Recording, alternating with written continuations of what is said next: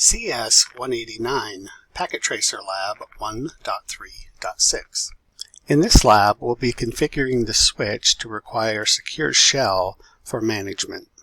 The switch is currently configured to use Telnet, so we'll go ahead and open the PC and do a Telnet connection to the switch. So choose the Desktop tab. We'll scroll down to find the Telnet client. We'll change the connection type from Secure Shell to Telnet, and then we'll enter the IP address of the switch, which is 10.10.10.2. Choose Connect. We'll enter the password, which is Cisco, all lowercase. We'll enter the exec mode, and we'll do that by typing enable. We'll then type the password again, and then we'll enter the configuration mode, and we can do that by configuring terminal. And at this point, we're going to go ahead and we're going to secure all of the passwords currently on the system, but I just want to go ahead and show you those passwords. So I'm going to use the do command, which will allow us to use a command that is at a lower level than what we're at the exec mode. And then I'm going to do show running -config. And if I scroll through this, you'll see the enable password is Cisco, which is what we are wanting. So we'll back at the config level, so we'll type password, and now I'm just going to press the tab key and it'll pull out the entire command for us. Press enter.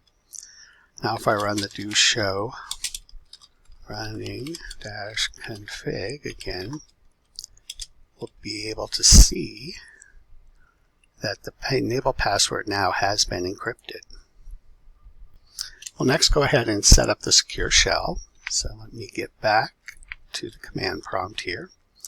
First thing we have to do is we have to establish a domain name on the switch, because secure shell requires a domain name.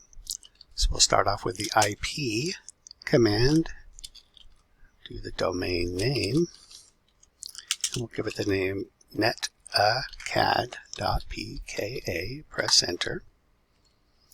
Next, we're going to need to set up a key in order to use secure shell. So here we'll use the crypto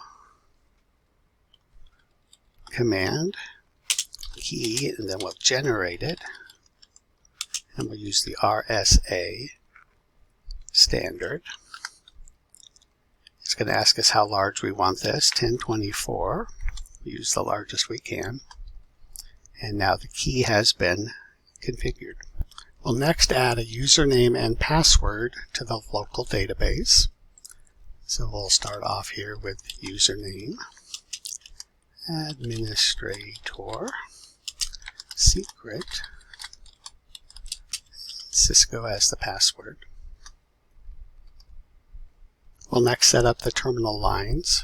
So we'll choose the terminal lines by starting with the word line, VTY, and we're going to do lines 0 through 15. We'll then change the login to login local.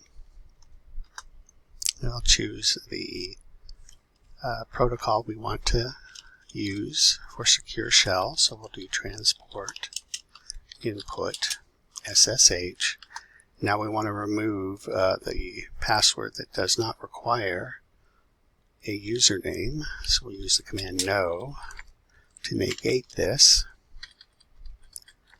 password, and then the password we wish to remove.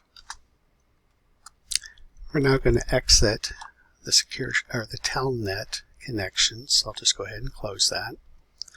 We'll go back to PC1, and we're going to try to log in using secure shell. Instead of using the Telnet client, we're going to go ahead and use the command prompt here. And we can use the command SSH, and if I just press enter, it'll tell us how to use this. So we type SSH-L. That means to use the local database. The username is administrator, and the target would be the IP address of the switch. And what did I do wrong?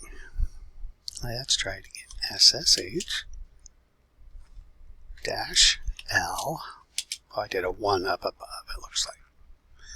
Administrator 10.10.10.2. And then it puts us into the switch. We should be able to use the password, and now we're back at the switch. All right, this ends this lab.